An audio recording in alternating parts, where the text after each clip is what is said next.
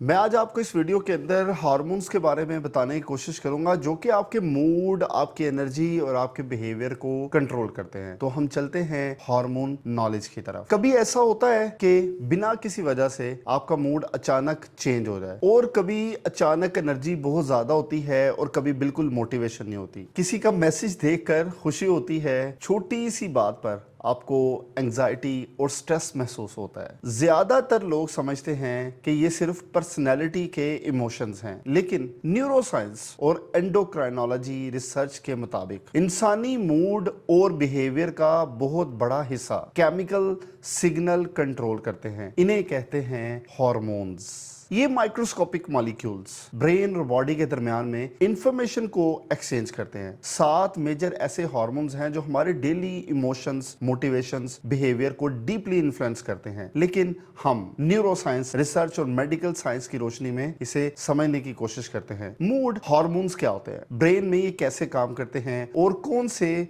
Hormone हमारी personality को affect करते हैं। तो सबसे पहले हम ये समझ लेते हैं हार्मोन इटसेल्फ क्या होते हैं। हार्मोन असल में एक केमिकल मैसेंजर होता है बॉडी के अंदर। ये बॉडी के ग्लैंड से रिलीज होते हैं और ब्लड के अंदर पूरी बॉडी में हरकत करते हैं और ये ग्लैंड मिलकर एक सिस्टम बनाते हैं जिसे हम कहते हैं एंडोक्राइन सिस्टम। और ये सिस्टम में इंपॉर्टेंट ग्लैंड शामिल हैं, जिस तरह मैं आपको नाम बताता जाता हूं। नंबर 1 पे हाइपोथैलेमस, नंबर 2 पे पिट्यूटरी ग्लैंड, नंबर 3 पे थायराइड, नंबर 4 पे एड्रेनल, नंबर 5 पे पाइनियल ग्लैंड। हार्मोन का कॉन्सेप्ट मॉडर्न मेडिसिन में 19वीं सेंचुरी के आखिर में समझ आया। 1902 में British physiologist William Bayliss Ernest Starling ने पहली दफा हार्मोन सिग्नल का कॉन्सेप्ट प्रपोज किया। इसी रिसर्च ने एंडोक्राइनोलॉजी का नाम पूरी मेडिकल फील्ड को समझाया। आज साइंटिस्ट जानते हैं कि हार्मोन मूड को रेगुलेट करते हैं, स्लीप साइकिल कंट्रोल करते हैं, स्ट्रेस हार्मोन मैनेज करते हैं, मोटिवेशन और रिवॉर्ड सिस्टम को इन्फ्लुएंस करते हैं। फिर भी इसके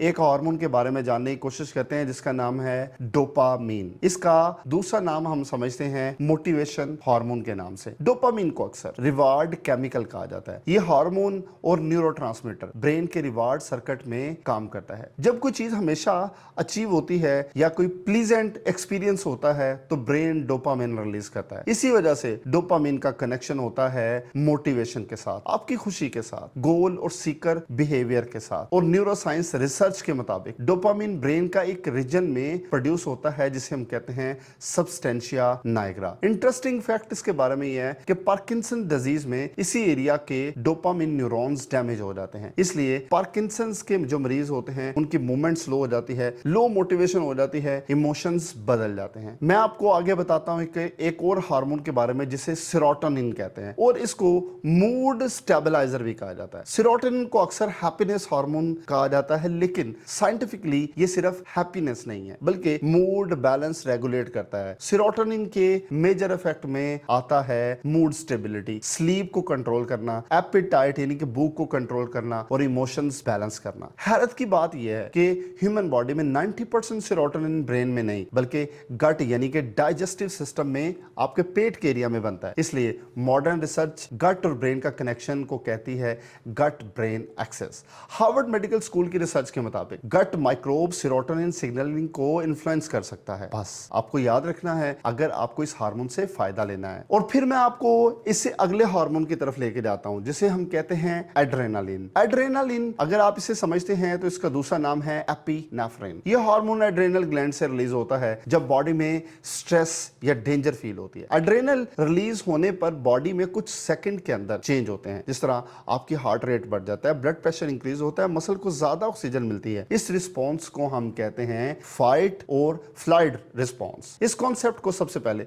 1915 में अमेरिकन फिजियोलॉजिस्ट वाल्टर कैनन ने एक्सप्लेन किया। और फिर एक हार्मोन आता है जिसका नाम है कॉर्टिसोल, स्ट्रेस हार्मोन। कॉर्टिसोल को अक्सर स्ट्रेस हार्मोन कहा जाता है। यह हार्मोन एड्रेनल ग्लैंड से रिलीज होता है जब बॉडी में प्रोलॉन्ग स्ट्रेस एक्सपीरियंस करती है, लेकिन short term cortisol actually useful होता है। यह बॉडी को हेल्प करता है एनर्जी मोबिलाइजर करने में, इन्फ्लेमेशन कंट्रोल करने में, सर्वाइवल सिचुएशन में फोकस बढ़ाने में। क्रॉनिक स्ट्रेस में कॉर्टिसोल कॉन्टिन्यूअसली हाई रह सकता है। रिसर्च स्टडीज के मुताबिक लॉन्ग टर्म हाई कॉर्टिसोल का कनेक्शन होता है आपकी anxiety disorder, depression, sleep disturbance के साथ। एक और हार्मोन की तरफ आओ जिसे बॉन्डिंग हार्मोन यानी कि ऑक्सीटोसिन कहते हैं।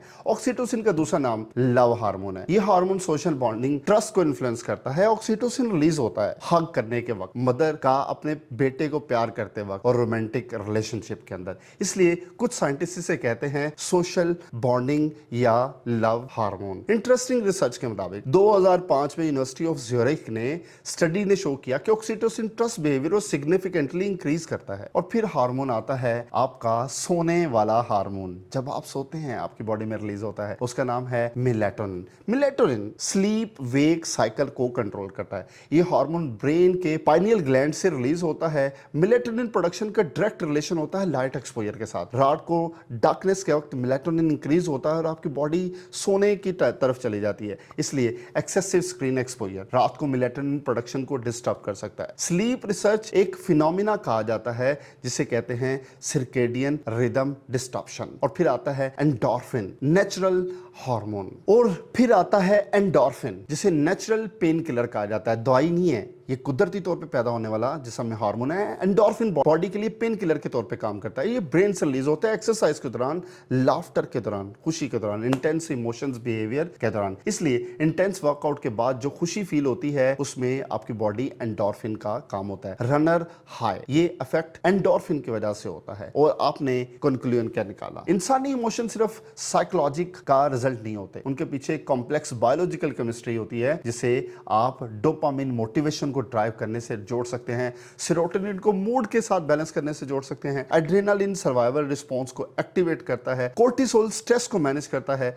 ऑक्सीटोसिन आपकी सोशल बॉन्डिंग को बढ़ाता है, मेलेटोनिन आपके सोने और जागने को रेगुलेट करता है, एंडोर्फिन जिस्म का कुदरती तौर पर पेन किलर समझा जाता है। ये हमारी डेली लाइफ की इमोशंस हैं, असल में ब्रेन और बॉडी के दरमियान चलने वाली केमिकल कन्वर्सेशन का नतीजा होते हैं। और जितने ज्यादा हम इन हार्मोन्स को समझते हैं उतना ही बेहतर हम अपनी मेंटल और फिजिकल हेल्थ को मैनेज कर सकते हैं। आपने इस वीडियो में जो भी सीखा कमेंट के अंदर लाजमी बता के जाएं ताकि मैं आपको इसी तरह की एक अटैच्ड वीडियो देता रहूं जिससे आप मेरी वीडियो के साथ जुड़े रहें और दूसरे लोगों के साथ शेयर करें।